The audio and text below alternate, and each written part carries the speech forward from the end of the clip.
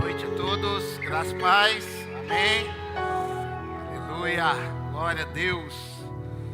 Estamos muito alegres por tudo aquilo que o Senhor tem feito, né? O final de semana bem agitado, mas agitado para a bênção, né? Tivemos aí um batismo abençoado, né? Tivemos aí o nosso bazar também, que foi um sucesso. Quero agradecer a todos aqueles que participaram, que nos ajudaram, né? Quinta-feira a gente foi no monte, foi um tempo gostoso também na presença de Deus. Então, são coisas que nos alegram, são coisas que o Senhor tem feito, né? Eu sei que a gente está com uma limitação de cadeiras aí. Caso você tenha a cadeira do teu lado que esteja vazia, tenta dar para poder algumas pessoas poderem se sentar aí, né? Se está alguma coisa vazia do teu lado, você cai para o lado e deixa liberado para a gente poder acolher a todos que estão aí na casa essa noite. Semana que vem a gente tem mais cadeira, amém? Para honra e glória de Deus. Gente, estamos muito felizes e sem mais delongas, eu queria trazer uma palavra para vocês, cujo tema é o plano perfeito. O plano perfeito.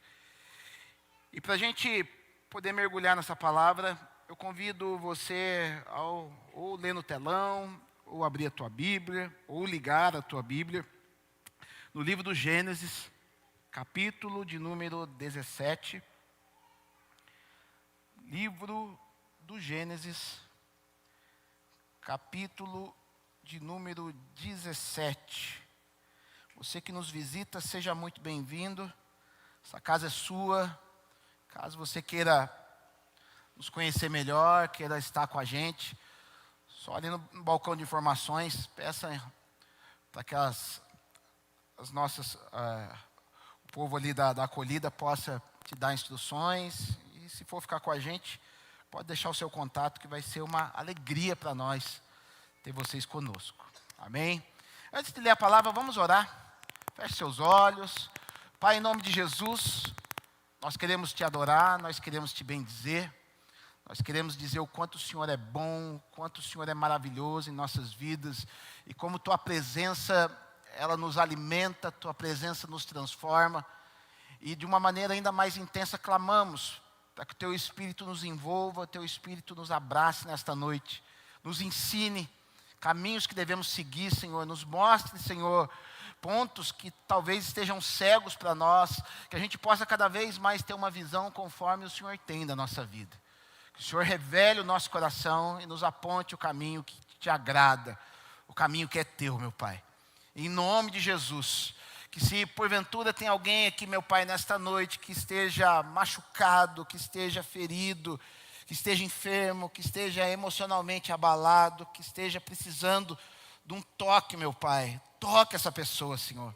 Toca, Senhor, abraça, que a tua presença seja real, que a tua presença terapêutica, Senhor, nos abrace nessa noite, que a tua presença de alegria, Senhor, nos toque nessa noite, e que a gente possa cada vez mais ser cheio do teu Espírito, Pai. Nós queremos ser cheios do teu Espírito. É o que nós lhe pedimos, Senhor, e te agradecemos em nome de Jesus. Amém. Amém. Glória a Deus. Gênesis, capítulo de número 17, vai dizer assim: quando atingiu Abrão a idade de 99 anos, apareceu-lhe o Senhor e disse-lhe: eu sou o Deus Todo-Poderoso, anda na minha presença e ser perfeito. Farei uma aliança entre mim e te multiplicarei extraordinariamente. Prostrou-se Abrão, rosto em terra, e Deus lhe falou: quanto a mim, será contigo a minha aliança, será pai de numerosas nações. Abrão já não será o teu nome, e sim Abrão, porque por pai de numerosas nações te constituí. Far-te-ei fecundo extraordinariamente. De ti farei nações, e reis procederão de ti.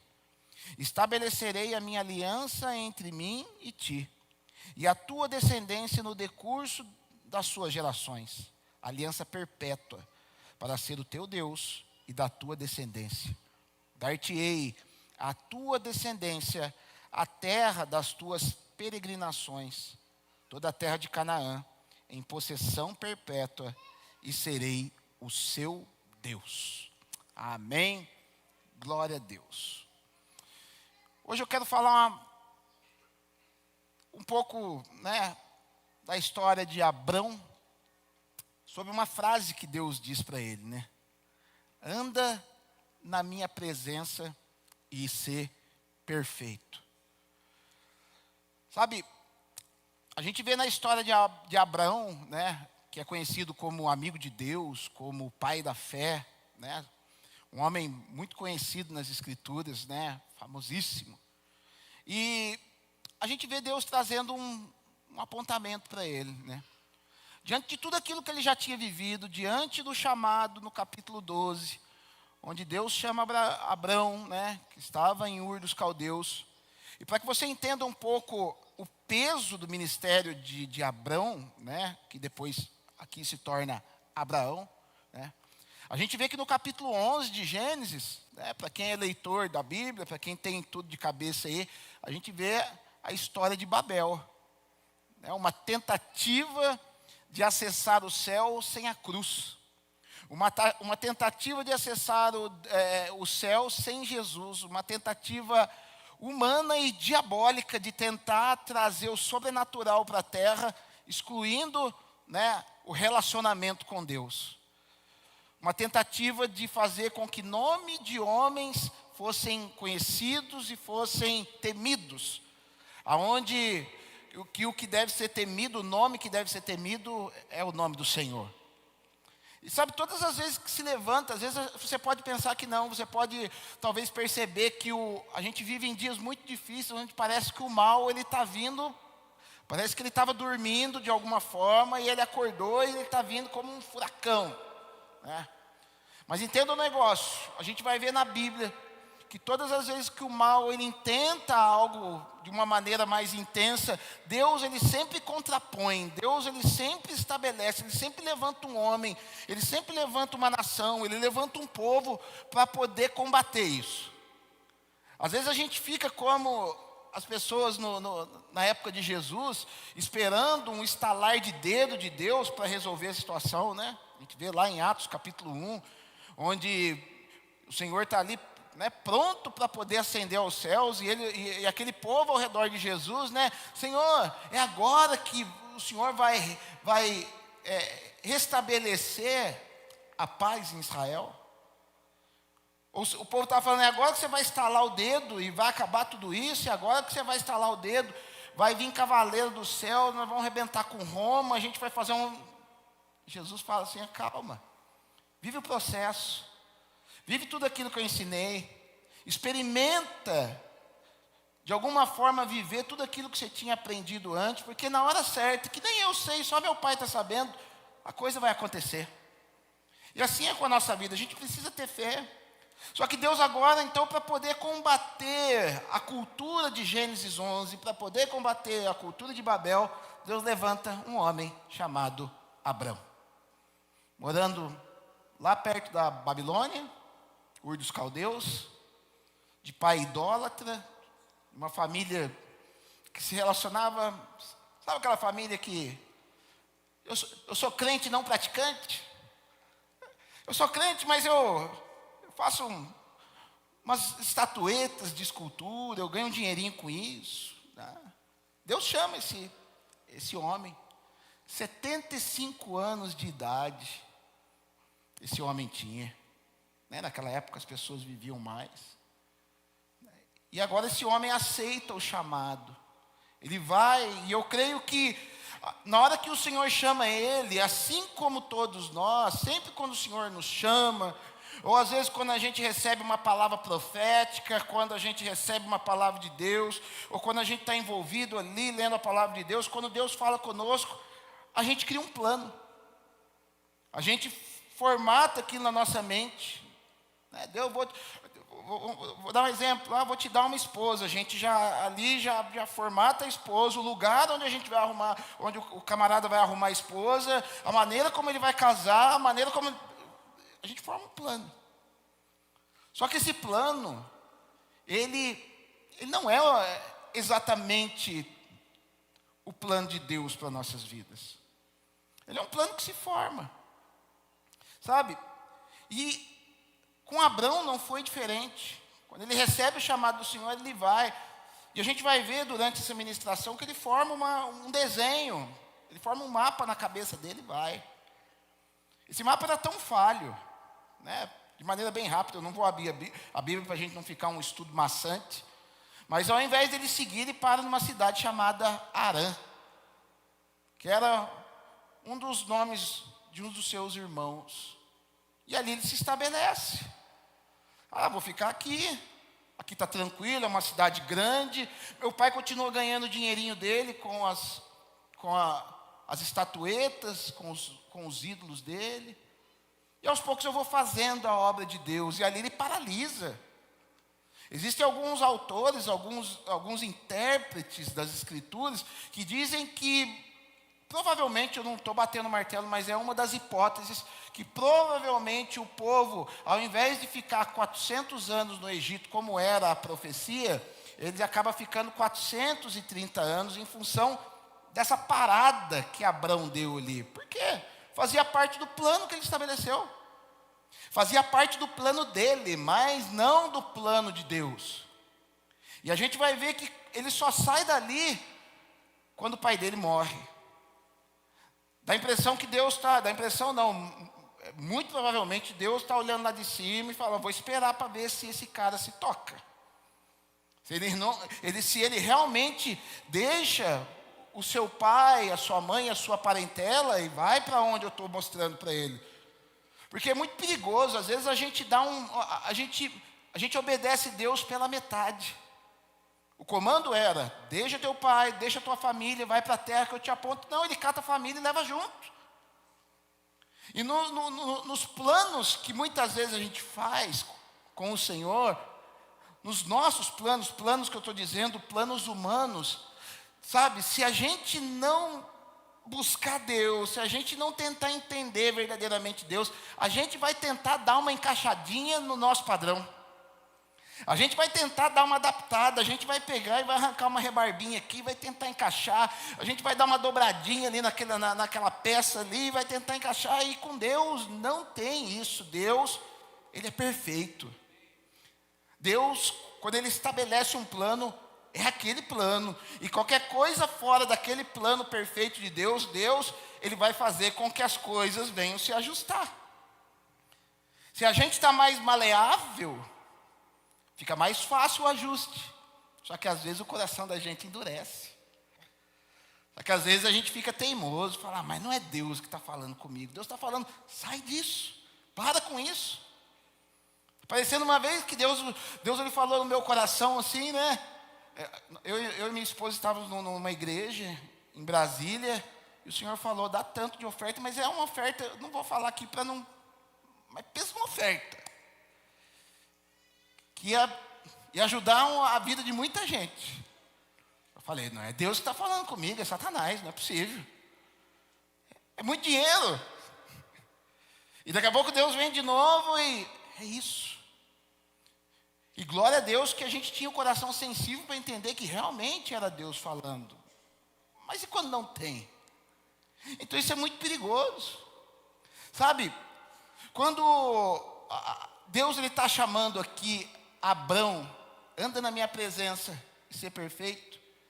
Abrão, ele já tinha passado no Egito, ele já tinha se deitado com Agar, ele já tinha tido Ismael, ele já tinha feito um monte de coisa que Deus não tinha mandado fazer. Pai da fé, amigo de Deus. Sabe o que eu quero hoje trabalhar com vocês é justamente isso. Deus, na sua maneira de trabalhar conosco, Ele entende a nossa humanidade, e é justamente nessa humanidade, nessa nossa perfeição, que aos olhos de Deus é uma imperfeição, Deus vai ter que trabalhar. E Deus não vai desistir de nós. E Deus vai continuar apostando em nós, até, lógico, até um determinado limite, a gente vai ver aqui. Às vezes, quando a gente vai ler esse texto, anda na minha presença e ser perfeito, Muitos de nós, a gente pensa assim, anda com Deus e não erre nunca. Seja perfeitinho. Você não pode ter 1 milímetro de erro ao andar com Deus, porque, senão Ele te fulmina. Senão Ele acaba com você, e não é isso. Né? É justamente essa ótica, porque a palavra perfeito, na nossa concepção ocidental, é como se houvesse um desenho, né? E a gente precisa cumprir exatamente à risca as medidas desse desenho. E não estou falando que não deixe de ser, mas a coisa não é tão pesada e tão rígida como muitos pensam. Às vezes você vai conversar, principalmente ontem nós tivemos um batismo.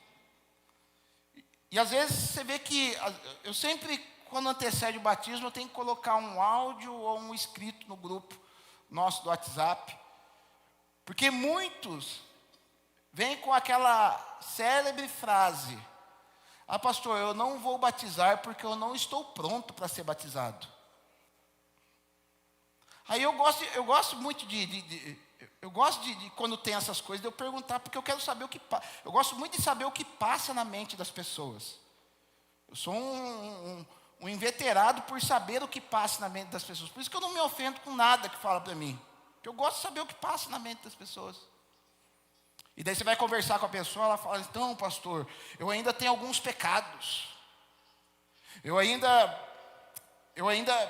vivo de tal maneira.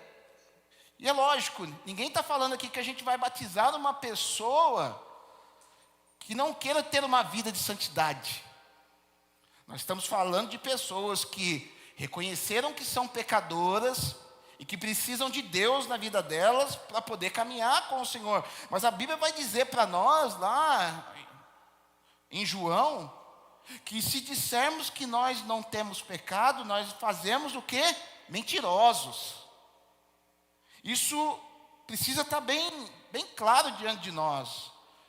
Porque batismo não é uma declaração: a partir de agora sou perfeito. Não, o batismo é: reconheço que sou pecador, reconheço agora que Deus me enxerga como um santo, e reconheço agora que Deus vai trabalhar na minha vida para que esse reconhecimento como santo seja agora, de alguma maneira, crescente aos olhos do Senhor. É isso. Porque se alguém não tem pecado aqui, que levante a sua mão. Eu vou descer daqui tranquilamente e vou passar o microfone para você. Sabe? Quando Deus, então quando a gente vai ver a palavra perfeito aqui no hebraico, é uma palavra chamada tamim, que quer dizer o quê? Ela é semelhante à palavra grega teleios, que quando a gente vai ver no Novo Testamento, a palavra perfeito no Novo Testamento é a palavra teleios. O que quer dizer tanto tamim como teleios? É alguém completo, é alguém que é total, é alguém inteiro, é algo que é saudável, é algo que caminha para o projeto original. É algo que está em progressão, não em regressão, não numa entropia. Entropia é quando algo começa a se autodestruir. Então a perfeição, a concepção de perfeito na ótica de Deus é diferente do conceito para esse mundo. Na ótica de Deus, em primeiro lugar, a gente tem que entender uma coisa, que fique bem claro: na ótica de Deus só existe um perfeito, e se chama Jesus Cristo. Só existe um, chamado Jesus Cristo. Você pode estar levando cesta básica lá na casa transitória, junto com o pessoal do Hope, abraçando as crianças. Você pode estar servindo aqui na casa, você pode estar pregando, você pode estar cantando, você pode estar orando. Você pode estar na cara do gol para ser reconhecido como pastor dessa casa. Mas entenda uma coisa: perfeito só um, e ele se chama Jesus. Só que por mais loucura que seja, às vezes a gente esquece isso. Às vezes a gente está olhando para a vida do irmão como um padrão de perfeição. Eu queria tanto aquilo na vida do meu irmão. Aquela família ali é perfeita. É a da Margarina Quali. O carro do irmão é perfeito. Não, perfeito é Jesus. Sabe, e na ótica deste mundo perfeito, perceba, tudo que a gente considere perfeito segundo a ótica desse mundo, passa um tempo, muda. Eu gosto muito, são duas coisas que eu gosto muito, né? Que eu sou apaixonado por casa, em primeiro lugar, e por carro. Eu gosto, é uma paixão que eu tenho. Gosto de relógio também, entre outras coisas, né? Gosto de carne, costela. Mas vamos lá, vamos focar no carro, no carro, que é mais fácil para a gente entender. Você já percebeu que para quem gosta de carro, ou você minimamente conhece carro, você vê um carro, lançamento, de uma montadora acaba de lançar, você fala, que coisa linda esse carro. Que carro maravilhoso. Que perfeição em 4 rodas. E aquilo é o ápice de um carro para nós, né? Mas passa 2 anos, o que acontece?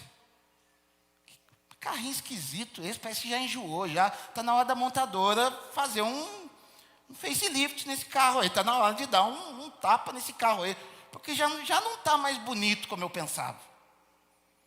A perfeição desse mundo, ela é volátil, ela passa. Mas perceba, a perfeição de Cristo, ela nunca passa. Quando você consegue olhar para a beleza de Cristo, quando você consegue olhar para a perfeição de Jesus, quando você olha para os atributos de Jesus, você vai desde o momento em que você se entrega para Ele, até o último dia do teu último suspiro aqui na terra, você vai conseguir olhar e ver o quanto Ele é perfeito, porque Ele não tem uma linha de defeito.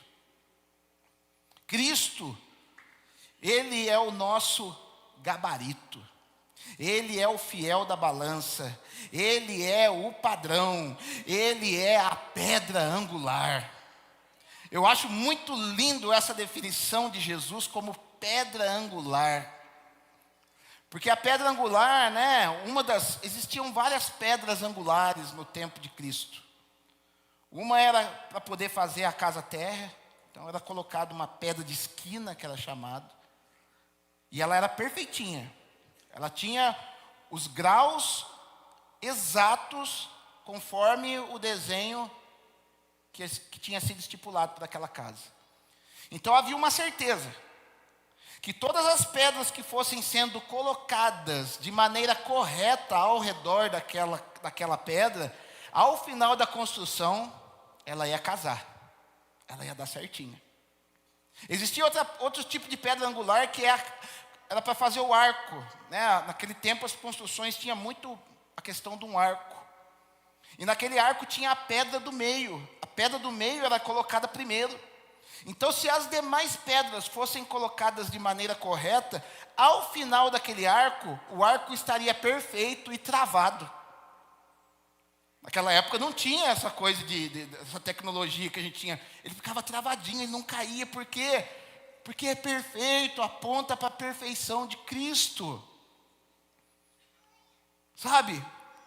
Deus, então aprenda uma coisa, Deus sendo o nosso padrão de perfeição, como um pai. A figura do pai, ela é incrível. Ele nos discipula para que nós sejamos como Ele.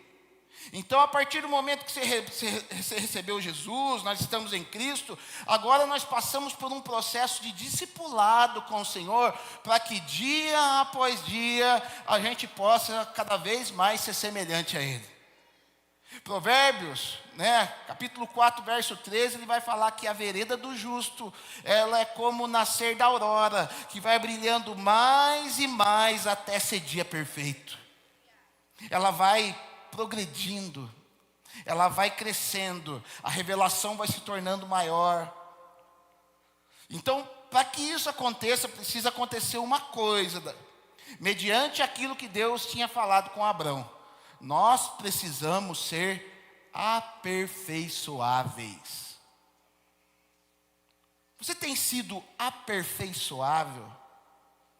Ou você adotou um padrão de perfeição, onde você travou naquilo, onde você tirou uma foto e falou, eu sou assim, eu não mudo, eu vou ser assim, eu que estou certo, pronto, acabou. Porque se você adotou essa postura, sabe o que vai acontecer? Deus vai precisar agora quebrar essas estruturas rígidas que porventura possa ter alcançado o teu coração e a tua mente. Mas a partir do momento que nós somos maleáveis, nós somos aperfeiçoáveis, nós somos agora como um barro nas mãos daquele oleiro de Jeremias. Lembra de Jeremias capítulo 18? Desce, vai lá no campo do oleiro, e lá você vai ver um oleiro, e ele estava lá na roda, pegando barro, trabalhando barro. Só que vai falar de um momento, a tradução para o português eu sei que ela é ruim. Vai falar que vai chegar um momento que o vaso quebra. Dá a impressão que o vaso já estava rígido. Não, mas ele quebrou estando ainda mole.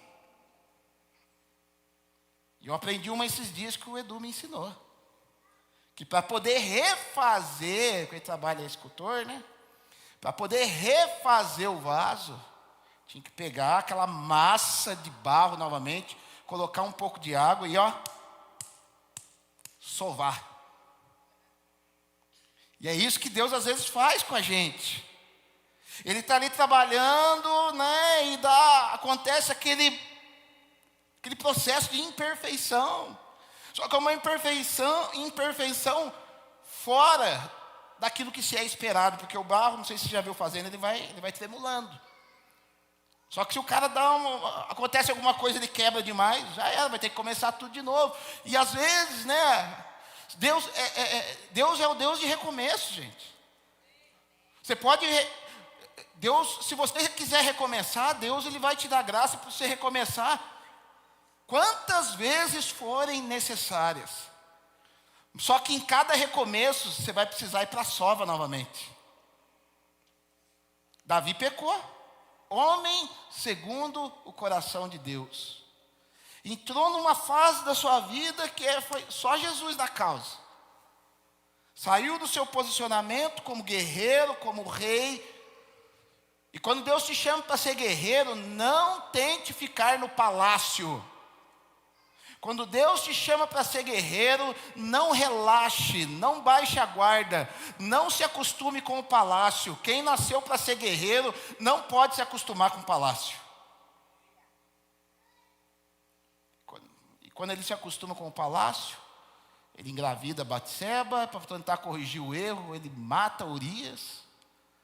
E eu acho muito legal que Deus ele, às vezes, a gente tem uma concepção de Deus, mas Deus ele apurrinhou Davi até os últimos dias da vida dele.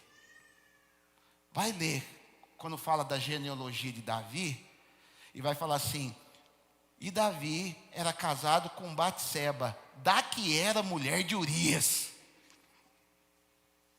Tipo, você vai casar com ela, beleza, Urias já morreu, tranquilo. Mas sempre você vai ouvir que ela era mulher de Urias. Tranquilo, eu te perdoei. Estamos nos relacionando. Homem segundo o coração de Deus. Mas que ela era mulher de Urias, ela era. Algumas coisas na sua vida você vai viver com Deus, mas Deus, ele vai conviver. Deus é Deus de restauração de relacionamento. Mas algumas vezes ele vai sentar do teu lado e vai falar, mas não era para ser desse jeito. Você está passando por isso, eu estou corrigindo tua vida, mas não era para você estar passando por isso. Mas enfim, Jesus, ele dá um novo recomeço para Davi. Vai lá, faz aquela coisa com o profeta Natã. Ai, que morra quem pegou o único cordeiro daquele homem que só tinha um cordeiro. Então, esse cara que fez isso é você. Opa! Então eu mereço morrer? Não. Deus não vai permitir que você morra. Mas a espada não vai se apartar da tua casa. Seus filhos vão viver em pé de guerra. A vida para você daqui para frente vai ser um pouco mais difícil. O que Deus estava fazendo? Nós vamos ter um recomeço. Nós vamos reconstruir, nós vamos continuar rumo à perfeição de Deus. Mas vamos ter que sovar você. Sabe, às vezes acontece isso na nossa vida. Ele nos discipula Para quê? Para que nós sejamos igual a Ele. Então, nós precisamos ser aperfeiçoáveis. E sabe, o que acontece muitas vezes? Nesse processo da nossa caminhada com Jesus, para que nós venhamos ser discipulados por Ele, pelo Seu Santo Espírito. Às vezes não, sempre, né? Satanás, ele vai querer entrar nesse processo. Satanás, ele vai querer enfiar o dedo nesse processo. Por quê? Porque Satanás é aquele que é fora do padrão de Deus.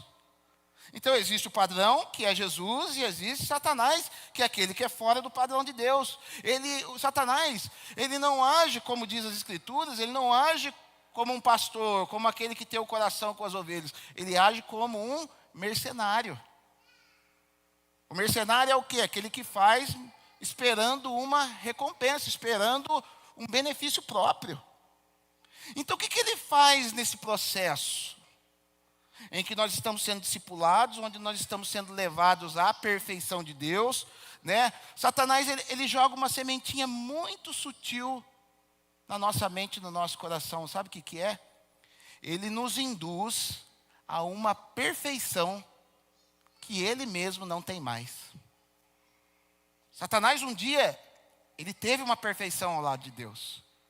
Nós vamos ler o texto aqui. Olha o que vai dizer, né?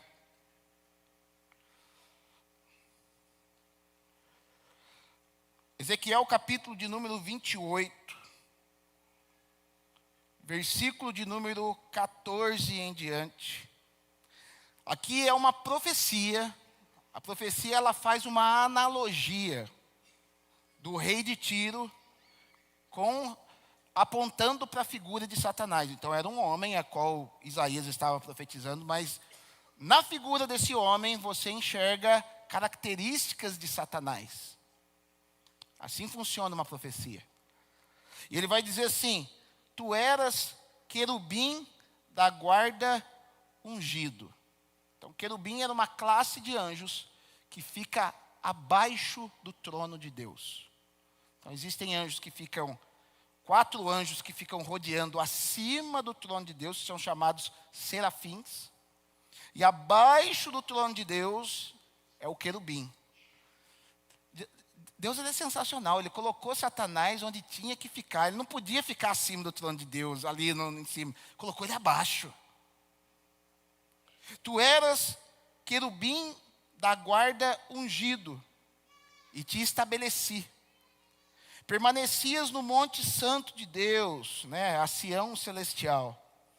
No brilho das pedras andavas. Ou seja, ele era vultuoso, ele era belo. Perfeito era nos teus caminhos, desde o dia em que foste criado. Ou seja, ele foi criado, então ele não surgiu do nada, tá? Até que se achou iniquidade em ti. Na multiplicação do teu comércio, se encheu o teu interior de violência e pecaste. Pelo que te lançarei profanado fora do monte de Deus e te farei perecer, ó querubim da guarda, em meio ao brilho das pedras. Elevou-se o teu coração por causa da tua formosura, da tua perfeição, da tua característica de ser belo. Corrompeste a tua sabedoria por causa do teu resplendor. Lancei-te por terra, diante dos reis te pus, para que te contemplem. Pois, pela multidão das tuas iniquidades, pela injustiça do teu comércio, profanaste os teus santuários. Eu, pois, fiz sair do meio de ti um fogo que te consumiu, e te reduzi a cinzas sobre a terra, aos olhos de todos os que te contemplam. Todos os que te conhecem entre os povos estão espantados de ti. Vens a ser objeto de espanto e jamais subsistirás. Deixa eu fazer um parênteses aqui. Isso aqui é uma profecia. Toda profecia, ela não está sujeita ao nosso tempo. A profecia, ela anda no nível da eternidade. Comece a aprender, comece a expandir a mente de vocês. A voz de Deus, as coisas que Deus faz, ela caminha no nível da eternidade. Então, o que é caminhar no nível da eternidade? Algumas coisas de Deus aconteceram lá atrás, acontecem hoje e talvez acontecerão lá na frente. Jesus, ele mesmo fala que ele é e ele será eternamente. Você vai ver algumas passagens bíblicas que passagens semelhantes aconteceram lá atrás, depois aconteceram no meio da história e estão prestes a acontecer de novo. Lembra do povo cativo no Egito? Não parece que a gente está indo de novo para um cativeiro, da maneira como o mundo está se desenrolando? Cada vez você tem perdido os seus direitos. Cada vez menos aquilo que você acha que é teu, é teu. Não é um processo de Brasil, é algo mundial. Por quê? Jesus, ele quer abrir o Mar Vermelho de novo. Agora não é mais o Mar Vermelho, agora ele vai abrir as nuvens para que o povo atravesse, para que o povo seja finalmente, plenamente liberto. Então a profecia, ela caminha no nível da eternidade. Então ele está falando aqui de um tempo onde Satanás estava lá e ele era perfeito nos seus caminhos e Deus lançou ele para a terra. Isso já aconteceu lá no Éden. E vai falar então coisas que ainda não aconteceram, porque ele vai ser envergonhado perante os reis que o contemplam. Então existe muito rei que está debaixo do jugo de Satanás. E ainda ele não foi plenamente envergonhado. Ele está, deixa o que é dele, está guardado. Alguns níveis de uma prateleira. Porque ele faz isso às vezes num processo mais longo, mas às vezes ele coloca objetivos que ainda nós não estamos preparados para esta estação. Às vezes são coisas, né, que ele tenta antecipar uma estação na nossa vida que nós ainda não estamos preparados. Isso faz parte do perfeccionismo que é colocado no inimigo sobre as nossas mentes. Então, às vezes é algo que até Deus tem para nós. Às vezes você recebeu uma palavra, eu vou te enviar para as nações. Amém, glória a Deus. Só que para Deus poder te enviar para as nações, Ele vai precisar primeiro te capacitar. De preferência, você vai aprender a língua para o país a qual você vai acessar. O Senhor vai te dar recursos para que você possa ir. Talvez o Senhor te dê um companheiro para poder ir junto com você, te dê patrocinadores para poder ir. Precisa formar todo um conjunto, mas às vezes a gente recebe aquela palavra, vou para as nações, beleza, já sai catando a mala, já sai. E daí? É uma espécie de perfeccionismo, é uma antecipação daquilo que ainda não é para a gente. Isaías 14, versículo de número 12. É outro texto que fala sobre o inimigo, sobre Satanás. Só que agora ele usa uma analogia do povo da Babilônia. Ele vai dizer assim: como caíste do céu, ó estrela da manhã, filho da alva. Estrela da manhã é um dos nomes dados para Jesus também na Bíblia. Perceba? Por isso que o anticristo ele vai ter uma característica parecida com a de Jesus, para enganar muitos. Como fosse lançado por terra, igual o texto que nós lemos na Ezequiel 28. Tu que debilitava as nações, tu dizias no teu coração, eu subirei ao céu. Ó o nível. Olha a característica de Satanás, colocando objetivos para a qual ele mesmo não estava habilitado. Isso é característica de Satanás. Eu subirei ao céu, acima das estrelas de Deus. Exaltarei o meu trono e no monte da congregação me assentarei nas extremidades do norte. Quando fala norte na Bíblia, na maioria das vezes é céus elevados. Subirei acima das mais altas nuvens e serei semelhante ao Altíssimo. É lógico que isso aqui é fruto do orgulho de Satanás, mas veja a projeção que ele fez para o ministério dele. Elevadíssima. Melhor dizendo, impossível.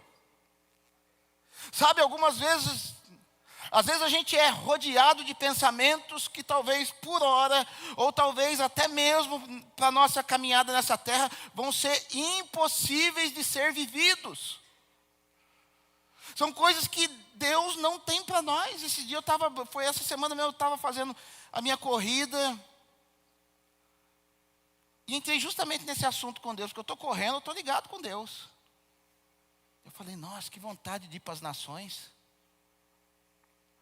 Aí o Espírito Santo falou no meu coração. Falou assim, bem direto. É legal quando a gente tem uma intimidade com Deus, ele dá uns nocaute direto na gente. Ele falou, nunca falei de nações com você. Não falou, fazer o quê? Às vezes eu vejo, está o cara do lado ali, né? O profeta está falando com ele, a gente sabe que é de Deus. Eu tenho as nações para você. Aí você fica, mas Deus nunca falou isso comigo. Ele falou, tem Taubaté para mim. Já é alguma coisa, aleluia.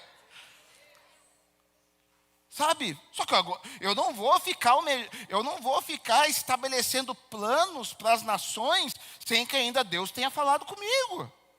Deixa eu te dar uma dica nessa noite. Estabeleça planos na tua vida baseados naquilo que o Senhor já falou com você. Para de imaginar e de projetar coisas de situações que ainda Deus não falou com você ainda. Porque é onde a gente quebra a cara, é onde a gente se decepciona, é onde a gente fica tristinho. Sabe, Deus, ele a todo momento Ele está falando conosco.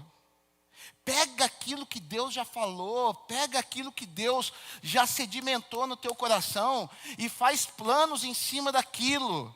E entrega para o Senhor, e espera o cumprimento de Provérbios 16, onde ele vai dizer ali, Provérbios 16 vai dizer que do homem vêm as preparações do coração, mas a resposta vem da boca de Deus.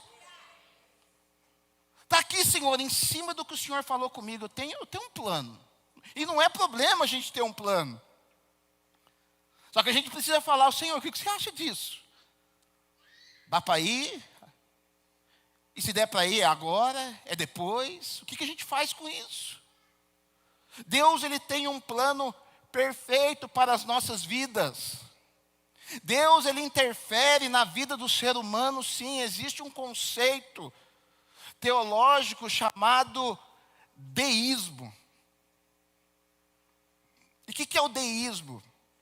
Deus criou o mundo, colocou a gente aqui e foi embora para a casa dele.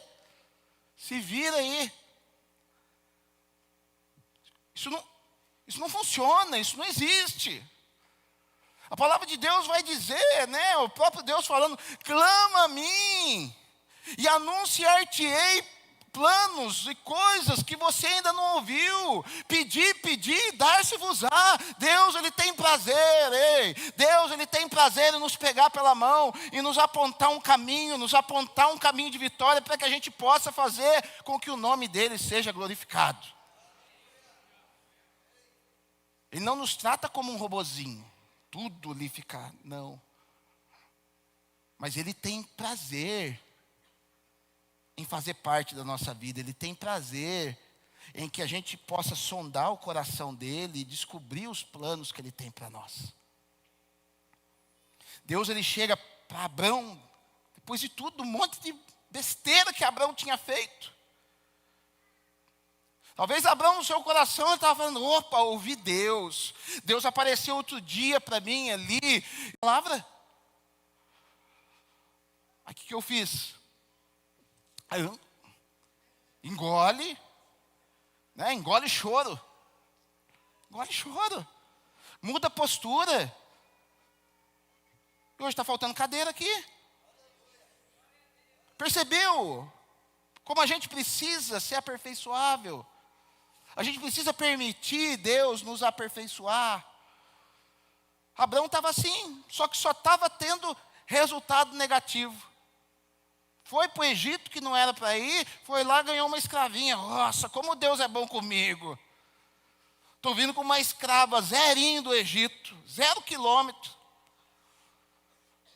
Aí aparece a necessidade, pois é, Deus prometeu um filho para a gente. 13 anos se passaram, e nada. Quer saber? Aí Sara olha para Abrão, quer saber? Pega a escravinha aí, faz um filho nela, vamos dar um jeito. Eu tenho um plano perfeito.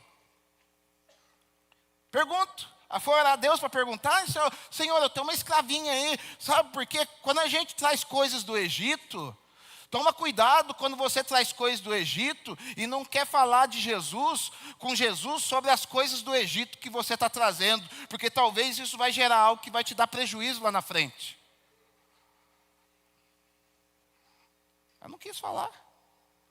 Foi lá, fez um filho, passa mais um tempinho, aí ó, o filho aí está me dando problema, a Agar está caçoando na minha cara, manda ela embora, Abraão. Manda ela procurar a turminha dela. Perceba, estamos vendo prejuízo até hoje. O povo muçulmano caçando crente por aí. Sabe? Então, a partir de agora, Deus lhe apresenta um plano perfeito. Então, Deus agora se apresenta para ele. Então, ele fala assim, é muito legal quando Deus olha para Abrão e fala assim, Abrão, eu sou o Deus Todo-Poderoso. Eu sou aquele que a gente chama de El Shaddai. El Shaddai. Por quê? O que o El Shaddai? Por que ele se apresenta? Porque Deus ele sempre se apresenta na Bíblia mediante a necessidade que se apresenta. Então Deus ele dá o seu nome, a sua definição, mediante a necessidade que se apresenta. Então quando o povo estava em guerra, Deus ele se apresentava como que Yahvé Shabaoth, que é o Senhor dos exércitos. Quando o povo estava passando por uma enfermidade, ele se apresentava como o quê? Como Jeová Rafá, o Deus que cura. Agora Deus se apresenta diante de Abraão como El Shaddai. O que ele está dizendo? Eu sou Deus para fazer possível tudo aquilo que você não conseguiu ser lá atrás. Eu sou tão todo-poderoso que eu consigo mudar pessoas. Eu consigo mudar pensamentos, eu consigo mudar destinos. Sabe, Deus está aqui falando conosco nessa noite, Ele é todo poderoso. Talvez você tenha entrado aqui nessa noite engessado, com planos perfeitos diante de Deus, que talvez não estejam se concretizando, muito pelo contrário, estejam dando prejuízo, mas o El Shaddai está aqui para poder mudar a tua vida.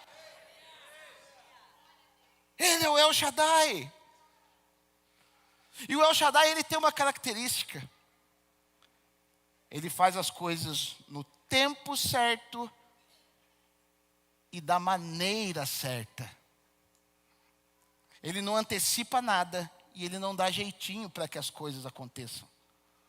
Mas para que isso possa acontecer, quando ele fala, eu sou o Deus, eu sou o El Shaddai, eu sou o Todo-Poderoso, eu quero que você seja uma pessoa perfeita. Deus requereu alguma coisa dele. Deus falou, anda na minha presença. Você não perde o seu tempo em andar na presença de Deus. Todos os homens que andaram na presença de Deus foram homens notáveis. Haja visto um homem chamado Enoque. Existiram 2 Enoques na Bíblia, um ruim e um bom. O que era ruim, ele fundou uma cidade lá, foi uma das primeiras cidades que existiram, só zoeira. Mas esse outro, que foi um antecessor de Noé, vai falar que ele andou tanto com Deus, que Deus falou, cara, aqui não é lugar para você andar. Você andou tanto comigo, você pegou tantas minhas características, você me absorveu tanto, que eu vou te levar para um lugar muito melhor, para você se sentir mais à vontade. Sabe, às vezes a gente quer ir para alguns lugares, a gente quer expandir o nosso ministério, quer expandir a nossa vida, quer expandir o nosso lado profissional. Mas muitas vezes isso não acontece, sabe por quê? É Deus te chamando, anda na minha presença para fazer no tempo certo e da maneira correta. Porque quando a gente anda com Deus, essa palavra, ela ecoa, ela tem que ecoar até hoje nos nossos corações. Apesar da nossa imperfeição, apesar da nossa infidelidade, apesar de muitas coisas que nós somos, Ele permanece fiel com a sua aliança. Lá em 2 Timóteo vai dizer que Ele é fiel. Ainda que nós sejamos infiéis, Ele permanece fiel. Sabe, as pessoas muitas vezes reclamam, fulano é errado, fulano é mentiroso, fulano é ladrão, fulano é não sei o quê. Deixa eu confortar o teu coração. Se o fulano é ladrão, se o fulano é mentiroso, se o fulano... Aquieta o teu coração, o importante é que você não seja. O importante é que você seja fiel. Sabe, se ele é ou é, se fulano faz isso ou aquilo, deixa com Deus, o importante é você não ser. E aqui está dizendo, quanto a mim, anda na minha presença. Eu tenho uma aliança contigo. Ela não vai ser desfeita por qualquer coisa. Ah, pastor, então você está falando que eu posso fazer o que eu quiser, eu não vou perder a minha salvação. Eu não estou falando isso. Salvação se perde sim. Por isso que a Bíblia vai dizer, né? Desenvolva a sua salvação para que as portas do céu sejam amplamente abertas. Então, se eu tenho que desenvolver algo, é porque Deus está falando, né? Se você não desenvolver, você vai perder. Existem inúmeros textos, não estou falando isso, mas eu estou falando de um relacionamento. Deus, não é por qualquer coisa que Ele vai nos enviar para o inferno. Muito pelo contrário. 1 Timóteo 2,5 vai falar que Deus quer que todos, a vontade de Deus é que todos se salvem e que todos cheguem ao conhecimento da verdade. O projeto dele é para todos. Agora eu pergunto, né? Então ele está falando que a aliança dele não será desfeita. Então ele está dizendo para nós, cabe a nós manter essa aliança. A manutenção dessa aliança, porque como ele não vai desfazer a aliança dele conosco, cabe a nós manter a aliança. É como se ele estivesse falando, da minha parte não acaba. Se acabar, é porque você quis.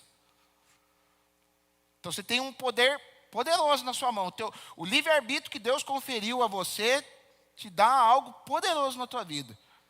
Você tem a capacidade de desfazer a aliança para com Deus. Ele continua mantendo a aliança dele. Aí a gente desfaz. Olha o poder que ele te deu. Agora, pergunto nessa noite. Vamos parar para poder pensar um pouco. Como que nós fazemos para poder manter essa aliança? Como que nós fazemos a manutenção dessa aliança? E Deus me deu a resposta. Falou, vai em tal lugar, a resposta está lá. Salmo 25, verso 14. Na hora que Deus me deu essa resposta, até chorei hoje na presença de Deus. Salmo 25, 14 vai dizer assim: a intimidade do Senhor é para os que o temem, os quais Ele dará a conhecer a sua aliança. A intimidade do Senhor é para os que o temem, os quais Ele dará a conhecer a sua aliança. Conhecer aqui é ter envolvimento, é ter intimidade. A palavra intimidade aqui, para esse termo, no Salmo 25, é uma palavra hebraica chamada code. E quando você for orar, pede para você fazer parte do code de Deus, C-O-D, com um acento circunflexo em cima. O que é o code? Code, ele é o concílio, ele é o conselho de Deus, é onde está sentado o Pai, o Filho e o Espírito Santo. Isso é intimidade, você vai estar sentado juntamente com Ele. É isso que vai fazer você manter a aliança com o Senhor, você fazer parte desse concílio de Deus, você fazer parte dessas conversas que o Pai, Filho e Espírito Santo têm. Há um convite para você nessa noite, para fazer parte do concílio de Deus. E como, pastor, que eu faço parte do concílio de Deus? Tema o Senhor. O temor do Senhor é o princípio da sabedoria. O que é temor? É ter medo? Não, é ter reverência, é ter honra, é ter respeito, é ter desejo de estar com Ele. Eu gosto muito do exemplo, né? Você acabou de comprar um produto novo. Acabou novinho, acabou. De novo, vamos lá para o carro. Saiu da concessionária ontem, e você veio com o carro aqui na igreja. Aí foi um passarinho lá, fez uma titica no seu carro. Acabou de pegar, cara. Duvido quem não vai lá, corre, pega um paninho e molha para poder limpar aquilo ali. Isso aí isso é zelo. Isso é temer, é honrar aquilo que você recebeu. E o que acontece com a gente? Passa um mês, o passarinho fez, não sei quem fez, está lá, daqui a uma semana manda lavar. Só que o relacionamento com o Senhor não pode seguir essa dinâmica. A gente pode até seguir essa dinâmica com coisas, ainda que a gente vá ter prejuízo com isso. Se a gente agir dessa maneira com coisas, a gente vai ter prejuízo. Imagina se a gente agir no nosso relacionamento com o Senhor dessa maneira. A gente não participa desse concílio. E se nós não participamos desse concílio, eu não consigo manter a aliança com o Senhor. E se eu não mantenho a aliança com o Senhor, eu não sou aperfeiçoado. Eu não sou perfeito, segundo a maneira que o Senhor requer de nós. Sabe? O inimigo, ele trabalha para que não se permaneça nesse concílio, nessa presença de Deus, criando uma falsa imagem de um Deus intolerante a erros. Satanás, ele cria uma imagem na nossa mente de um Deus diferente do que Deus é. Um Deus intolerante a erros.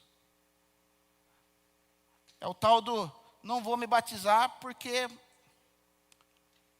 sabe, às vezes a gente estabelece regras. Por exemplo, a gente vai para um batismo hoje em dia.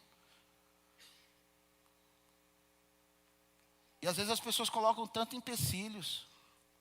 A gente vai ver um homem ali, né, em Atos dos Apóstolos, capítulo 8, né, eu dei o exemplo ontem no batismo, daquele eunuco. Imagina, né, tá ali Filipe, onde Deus, ele deu uma velocidade absurda para ele teve a unção de Elias, de correr para poder acompanhar uma carruagem. Ele encosta, ele interpreta o texto, que ele estava lendo Isaías 53, e aquele homem fala, posso me batizar? O que me impede de ser batizado? Se você crê, nada te impede. A gente não vê Filipe ali falando, então, você deixou de fumar, você deixou de beber, você deixou de prostituir, você deixou não sei o quê, não. E às vezes a gente coloca, não estou falando aqui, que fique bem claro, que virou bagunça, vamos fazer de qualquer jeito.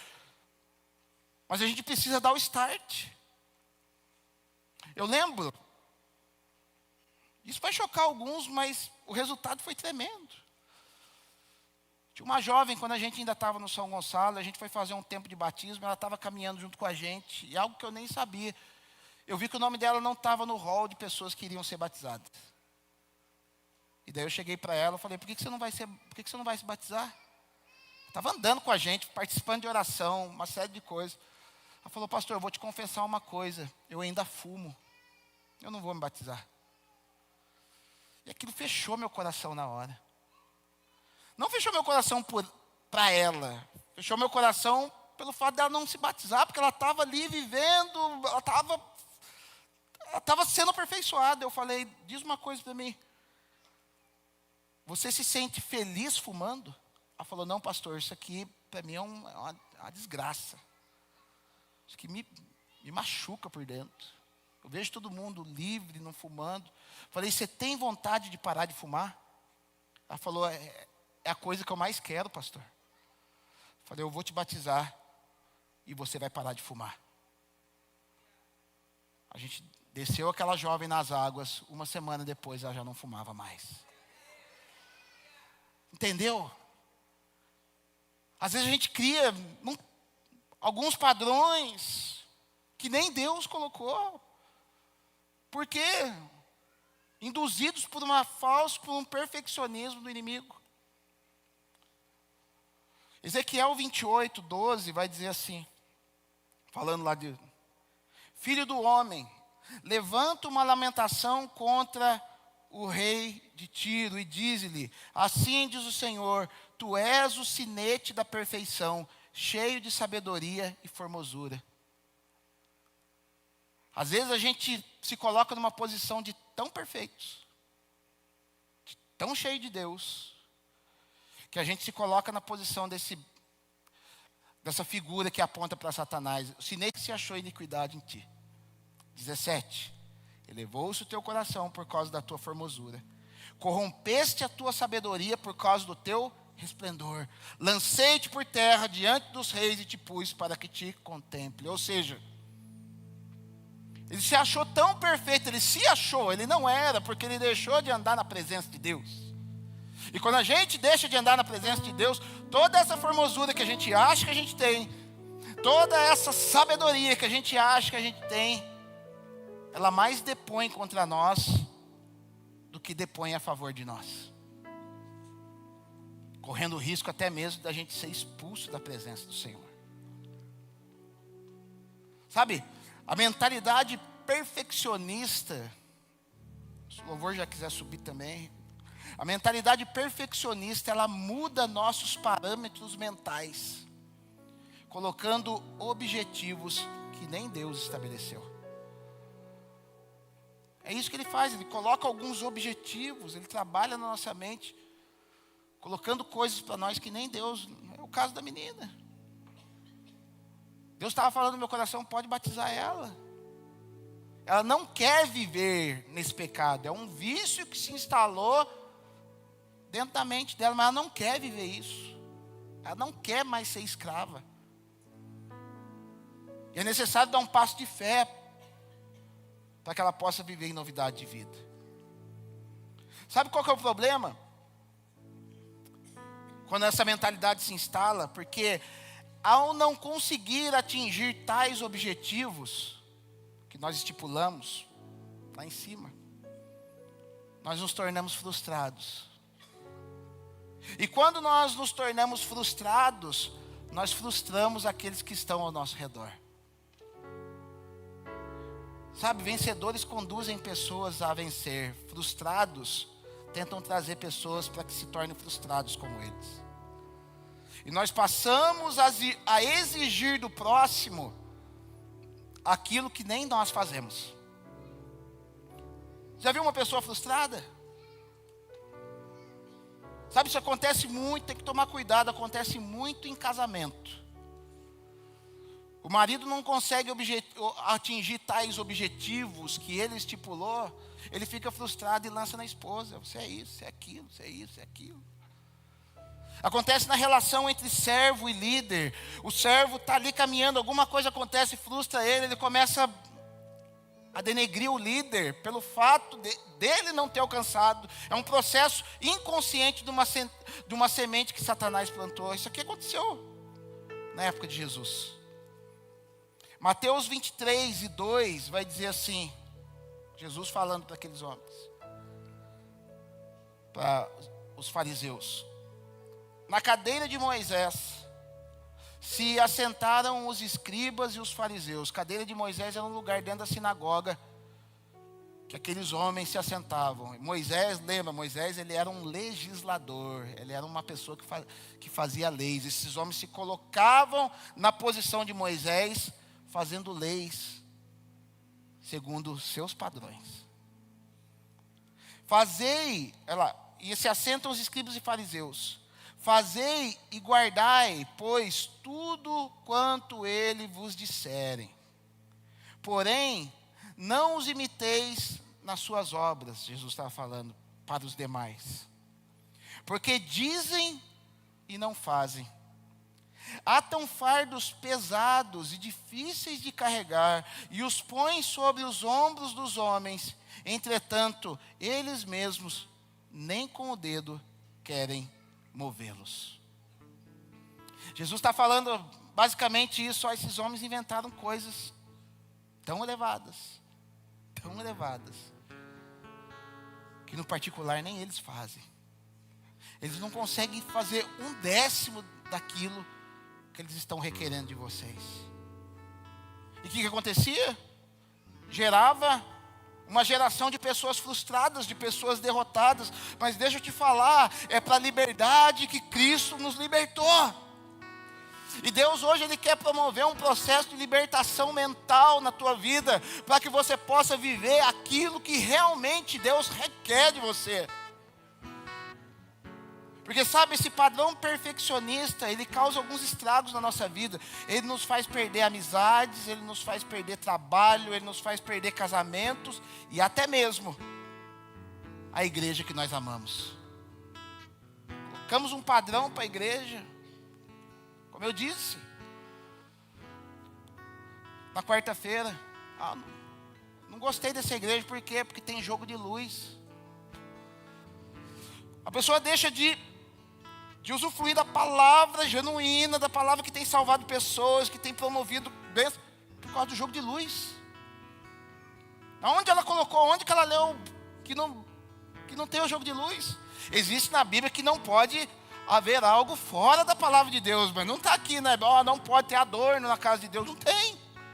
Isso aí Deus deixou livre para a gente. Percebe?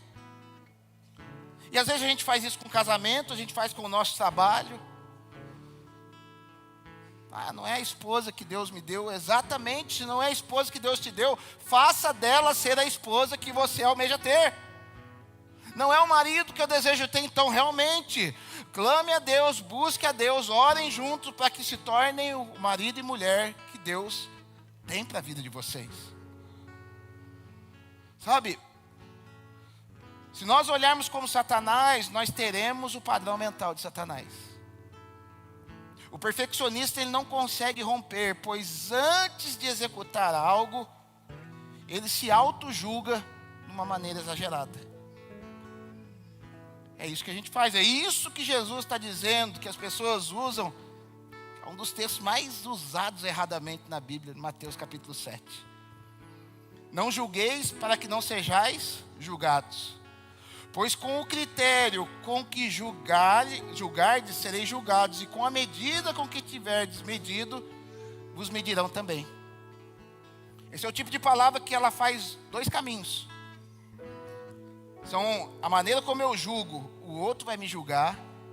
E a maneira como eu julgo as pessoas, eu mesmo me julgo. Eu mesmo me julgo. Então, aquilo que eu falei.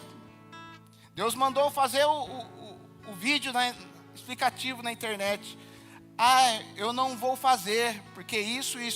Provavelmente, isso está instalado em mim. E eu vou olhar essa característica na vida de outras pessoas.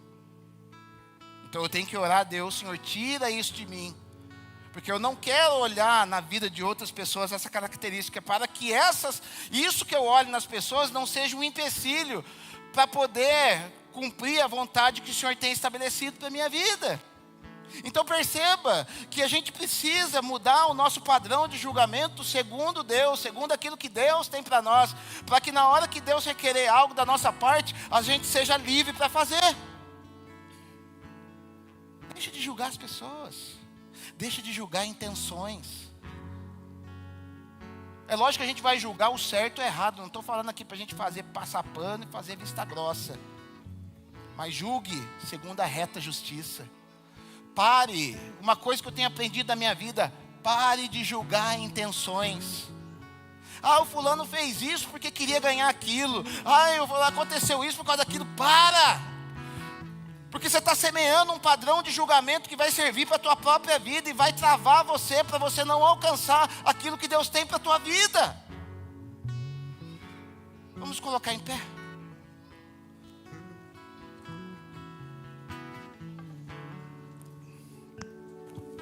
Sabe, para a gente viver de forma diferente, existe uma ferramenta poderosíssima da parte de Deus, que Deus nos concedeu, que chama a graça de Deus. A graça de Deus, né, só se vive com quem anda na presença dele. Fora da presença dele, você não vai viver a graça de Deus. E o que ela faz? A graça de Deus, ela nos dá a prerrogativa de errarmos, mas sermos ao mesmo tempo aperfeiçoados. 2 Coríntios capítulo 12, verso 9, o último versículo que eu vou ler. Paulo ele vai orar a Deus, e Deus vai falar assim com ele no capítulo 12, verso 9, de 2 Coríntios. Então ele me disse: a minha graça te basta, porque o poder se aperfeiçoa na fraqueza. Ele se aperfeiçoa, e não é na perfeição, não é no momento que você está fortão, não é no momento que você está pleno. Ele se aperfeiçoa na fraqueza. De boa vontade, pois, me gloriarei nas fraquezas, para que sobre mim repouse o poder de Cristo. O que Jesus está falando? É um momento onde Paulo está falando: Senhor, eu não sou perfeito. Tem um enviado de Satanás que me esbofeteia. Eu travo a língua. Há algo da parte de Satanás que me envergonha. Eu, Paulo, o apóstolo dos gentios, o homem que enfrenta pedradas, o homem que prega, que ganha muitas almas, que ensina o povo, mas tem algo na minha vida que é da parte de Satanás que me envergonha, Senhor. E o Senhor olha, como se o Senhor estivesse olhando para ele, estivesse olhando para você nessa noite e fala: não é isso que você está vivendo que vai te afastar da minha presença. Não é esse desempenho 100% que vai te afastar da minha presença. Muito pelo contrário, essa fraqueza que você reconhece, que te incomoda e que talvez seja algo ruim para você, faz uma abertura no teu coração e na tua alma para que você se reconheça como fraco, para que aonde eu possa entrar na tua vida e fazer de você uma pessoa poderosa. Talvez você tenha entrado aqui nessa noite decepcionado com algumas áreas da tua vida, decepcionado com algum desempenho que talvez você não esteja conseguindo atingir. Talvez você tenha entrado aqui com algumas lacunas e talvez com alguns pecados que estão difíceis de serem rompidos. Mas eu quero te dizer nessa noite, se você reconhecer isso como uma fraqueza da parte do Senhor, se você abrir isso para o Senhor vai te aperfeiçoar. O Senhor vai te aperfeiçoar, porque a graça do Senhor nos concede isso. Sabe, nós vamos orar ao Senhor e você vai clamar: Senhor, existem áreas da minha vida, existem lacunas, existem julgamentos, existem padrões estabelecidos na minha mente que precisam ser revistos, que precisam ser julgados. Senhor, eu tenho sido duro demais. Senhor, eu tenho exigido um desempenho que eu mesmo não consigo dar. Eu creio que o Senhor vai entrar de maneira poderosa na tua vida. Vamos adorar o Senhor. Aleluia.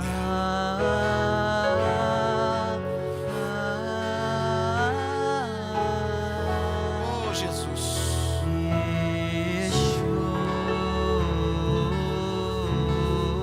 Espírito Santo, quero clamar nessa noite: entra nos corações. Entra, Senhor, nos corações. Toca nos olhos, meu Pai.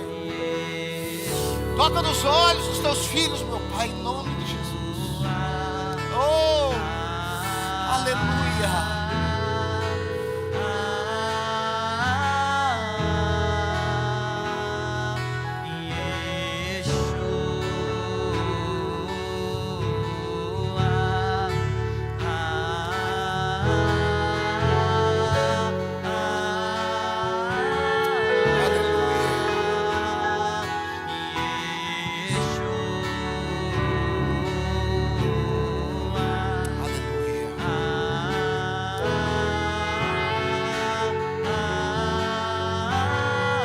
Antes de orar por você, eu queria muito que você anotasse na tábua do coração essa sentença. Nós vamos orar e vamos finalizar. O perfeccionista, ao errar, ele desiste. O perfeito, ao errar, ele aperfeiçoa.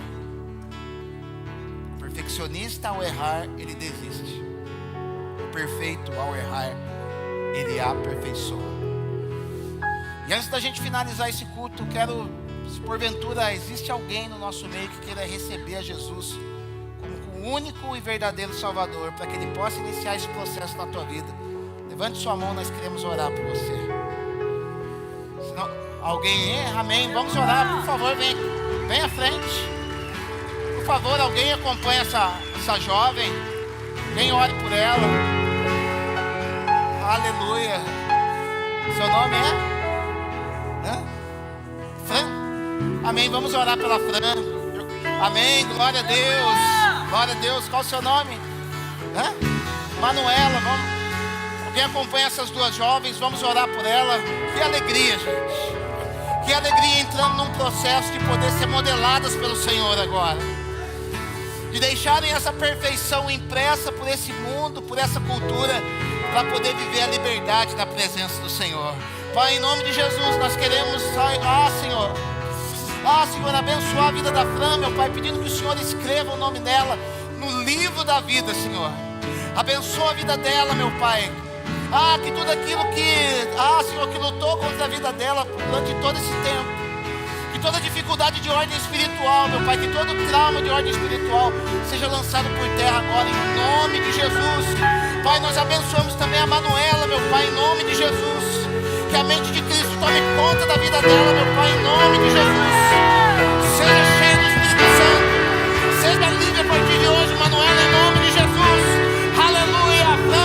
Seja livre a partir de hoje, em nome de Jesus. Em nome de Jesus, aleluia.